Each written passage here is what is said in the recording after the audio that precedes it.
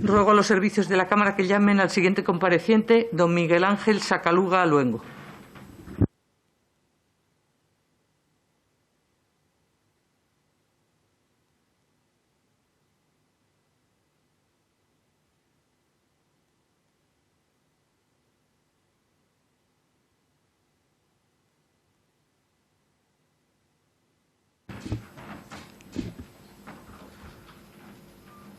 Muy buenas tardes, don Miguel Ángel Sacaluga Luengo. Le damos la bienvenida a esta comparecencia. Como sabe, en primer lugar intervienen los representantes de los grupos parlamentarios y a continuación tendrá usted la palabra como candidato al Consejo de Administración de la Corporación Radio Televisión Española. Comenzamos, por tanto, con las intervenciones de los grupos parlamentarios. Por el Grupo Parlamentario Vasco PNV tiene la palabra el señor Esteban Bravo. Gracias, señora presidenta. Simplemente para decir al compareciente que bienvenido y que escucharé atentamente las aportaciones que él crea que puede hacer al Consejo de Radio y Televisión. No tengo preguntas específicas. Gracias. Muchas gracias. Por el Grupo Parlamentario Ciudadanos tiene la palabra el señor Díaz Gómez. Gracias, presidenta. Buenas tardes, señor Sacaluga. Bienvenido al Congreso de los Diputados. Estamos probablemente de los candidatos ante quien mejor conoce el funcionamiento de un Consejo de Administración de Radio y Televisión Española o un Consejo casi contemporáneo, porque ya la Administración única llevamos más tiempo del previsto, pero bueno, está usted hasta hace muy poquito y se nota en su proyecto, además, es un proyecto con mucha información, un proyecto del que se aprende mucho, además, o sea, un proyecto que a quien esté en una comisión de control, como es mi caso, o con muchos de los que estamos aquí, nos puede servir de muchas cuestiones. Le quiero agradecer además su actitud durante el... Yo lo conocí a usted en papeles por su actitud en el caso Rueda. Fue usted uno de los que sacó a la luz parte de las cosas que no podíamos saber y eso se lo quiero reconocer aquí. En su proyecto nos habla de una desconfianza de Radio y Televisión Española de un 38% por parte, no se lo inventa usted, lo extrae de una consultora y es con mucho la televisión pública que más desconfianza genera en su audiencia potencial. Hay otros, pero están en 8, el 10, y en España nos vamos al 38%. ¿Cómo cree usted que eso se puede revertir? Por un lado. Luego, en estos 2 años que han pasado desde que usted presentó el proyecto, igual que todos los candidatos, este dato sí lo he mirado. Usted habla de una disyuntiva, y aquí lo voy a dejar en esta pregunta, que me parece muy interesante, y si usted tiene tiempo y no le rompe mucho el esquema que traiga, que no es fácil improvisar, esa disyuntiva entre el abierto y el streaming al que usted dedica una buena parte de su proyecto, ¿cómo existe esa disyuntiva? En primer lugar, que creo que su tesis es que no, esa disyuntiva no hay que escoger uno y otro, pero me gustaría cómo conviven el streaming con el abierto, con la emisión en abierto. Y aquí lo dejo. Sí, por favor, supongo que lo hará, pero díganos la financiación de Radio y Televisión Española, usted que conoce bien hasta anteayer cómo está este asunto, ¿cuál sería su propuesta o qué le gustaría que se hiciera en ese sentido? Muchas gracias. Muchas gracias.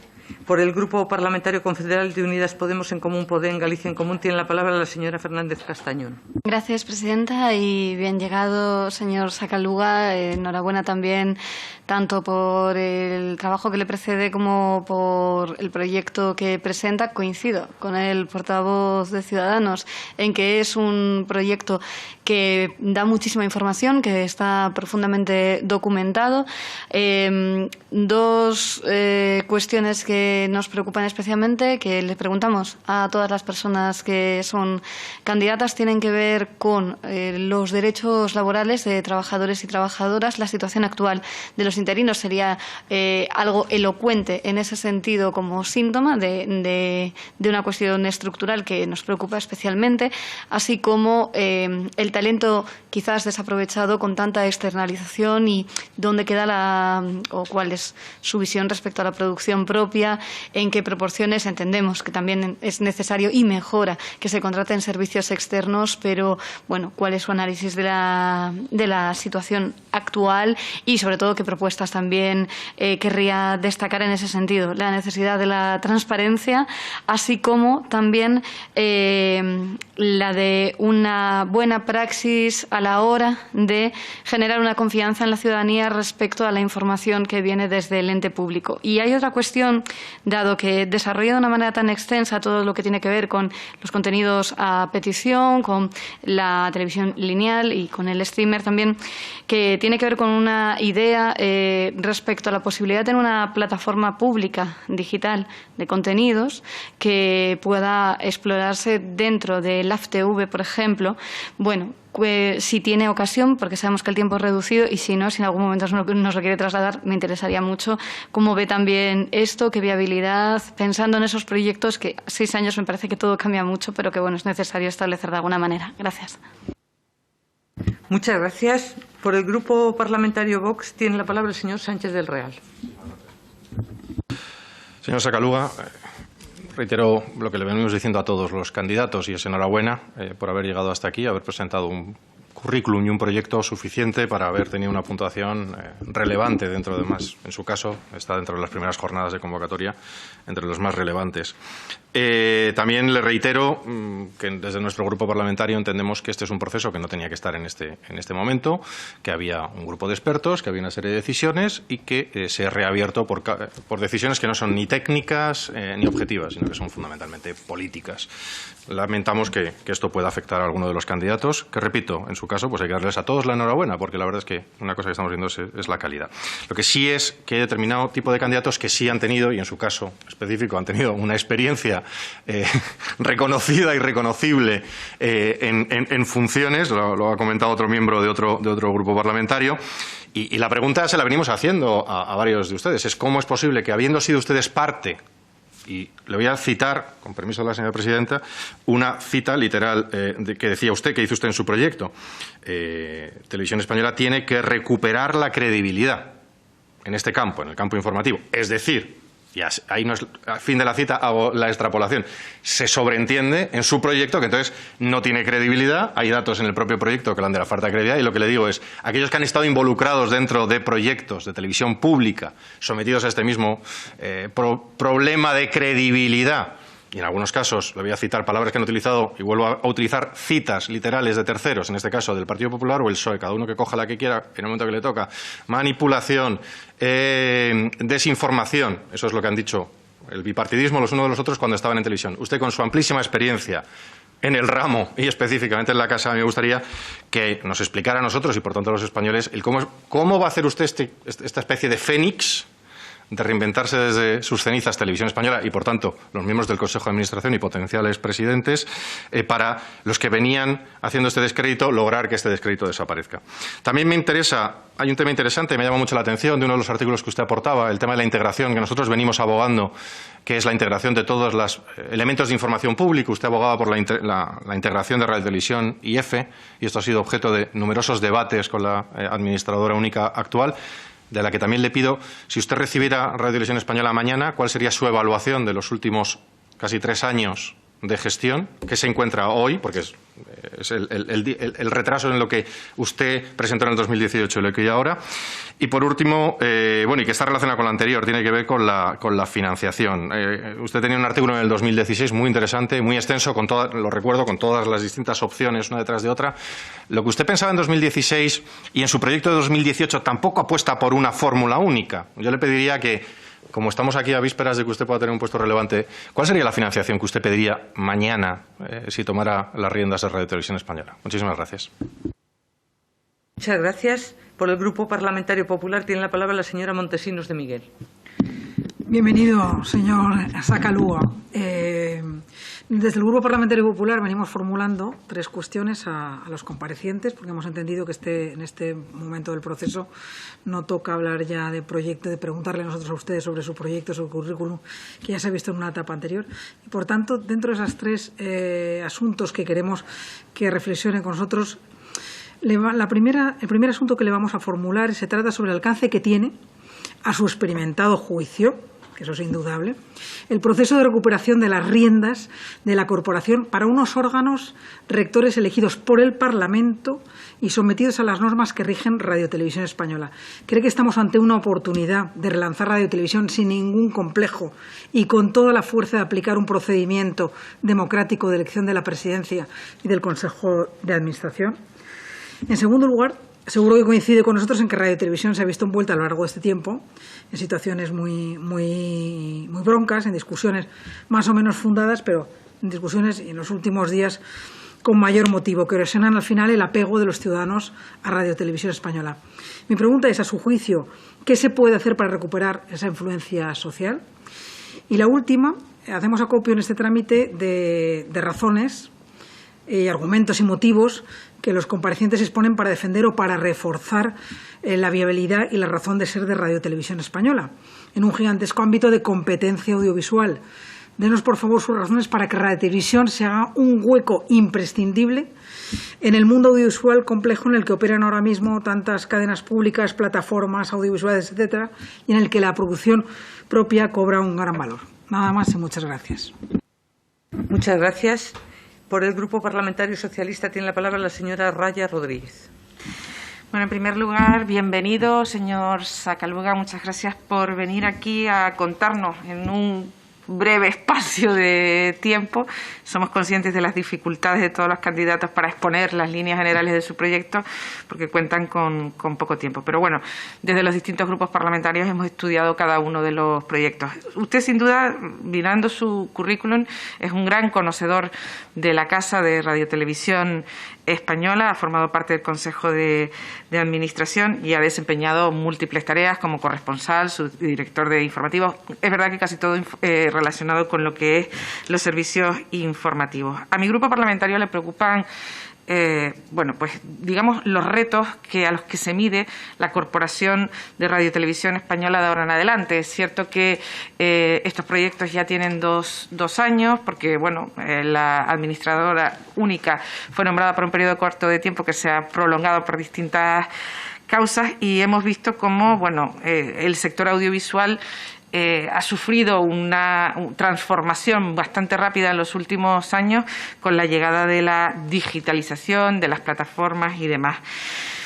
Para mi grupo parlamentario es importante que Radio Televisión Española recupere ciertos niveles de audiencia, aunque consideramos que no es el principal problema que tiene, pero sí que nos gustaría plantearle cuáles son los principales desafíos que cree usted a los que se mide la corporación y cómo conjugarían un modelo más competitivo, pero sin perder o que no sea en detrimento de seguir siendo un servicio público de calidad, y cuáles son las soluciones que aportaría su proyecto para una radiotelevisión pública mejor, de más calidad, con más garantías y, por supuesto, que recupere los niveles de credibilidad. Muchas gracias.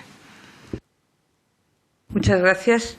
Para cerrar, tiene la palabra don Miguel Ángel Sakaluga Luengo, candidato al Consejo de Administración de Radio Televisión Española, por tiempo de 10 minutos. Muchas gracias. Muchas gracias.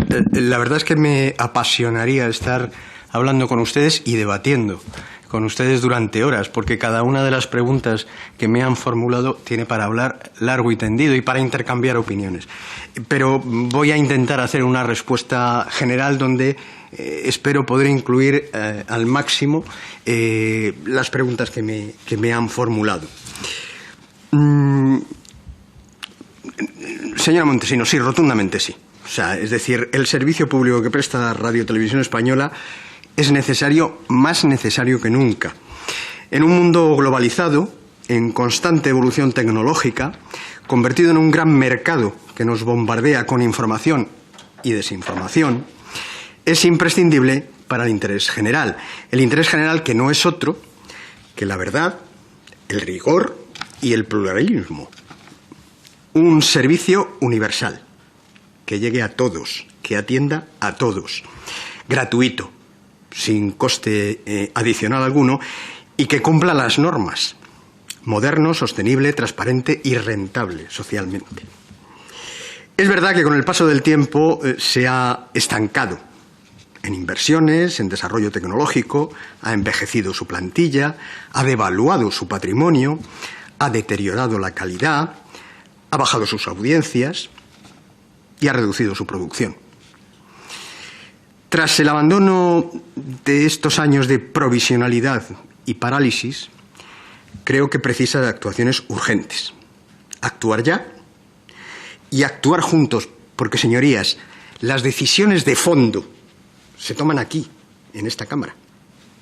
No las toma la corporación ni el Consejo de Administración, se toman aquí. Nuestra independencia es editorial y de gestión, nada más. Cambiar el Consejo, no nos engañemos, no implica cambiar la corporación.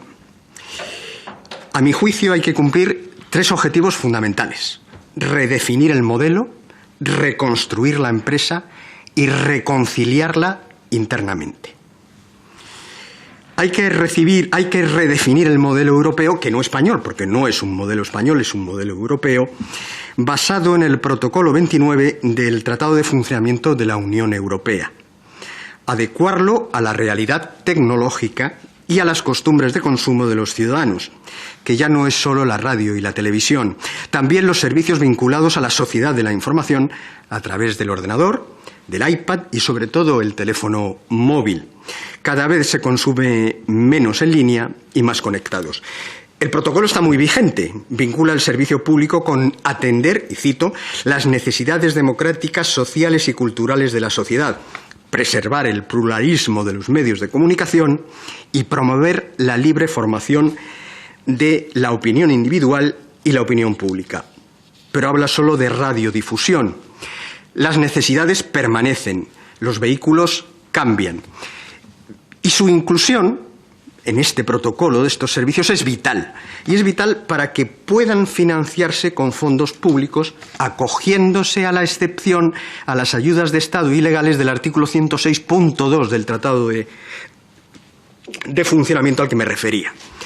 El nuevo Consejo tiene la obligación, primera función, de liderar junto a sus socios de la UER esta iniciativa en Europa, y espero que con el apoyo de esta Cámara.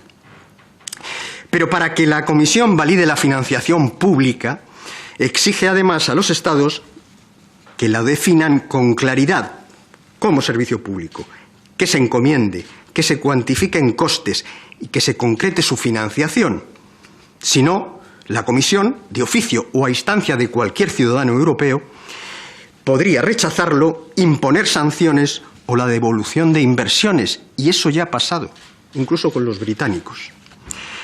La Constitución encomienda esta tarea a ustedes, señorías, y establece además reserva de ley.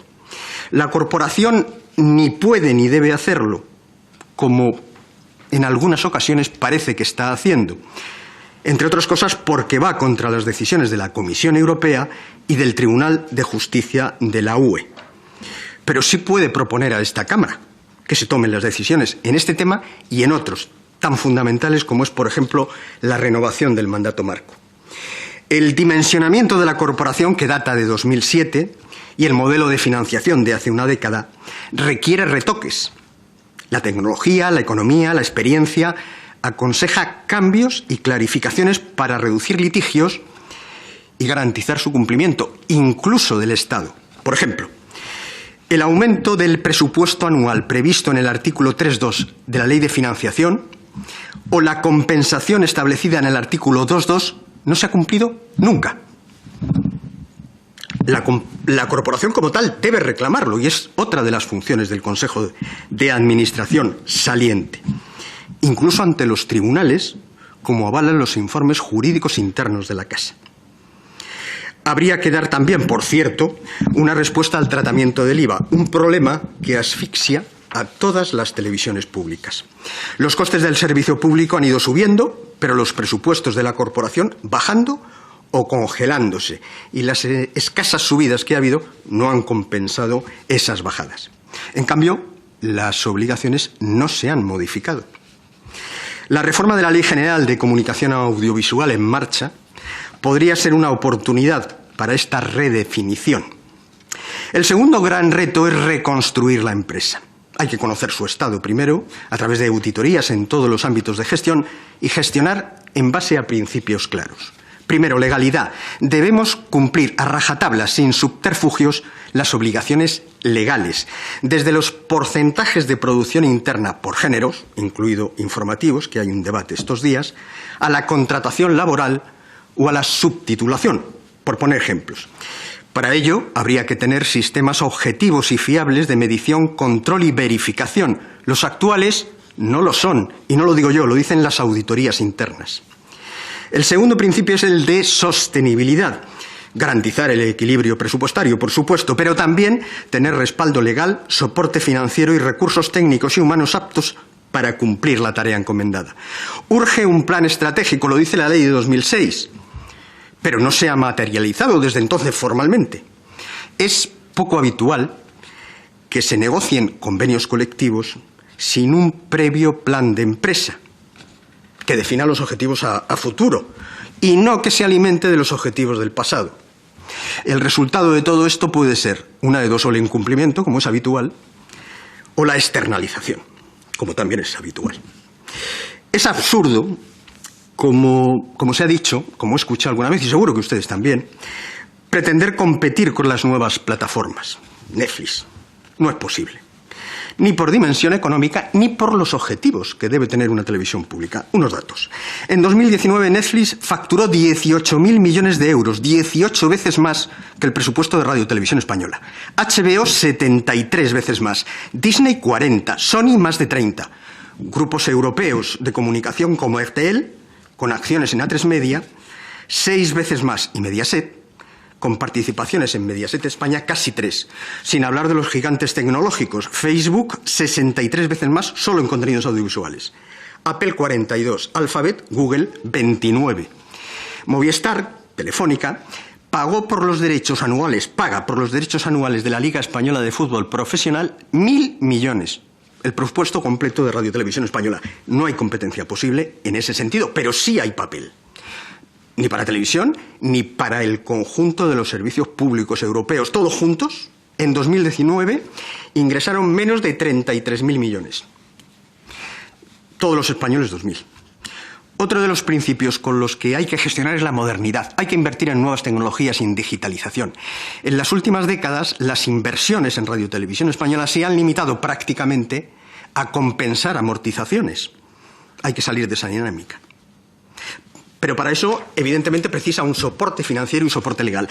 Legalmente es posible, como se hizo hace unos años con la agencia EFE, recurrir a la figura de la infrafinanciación. El Consejo,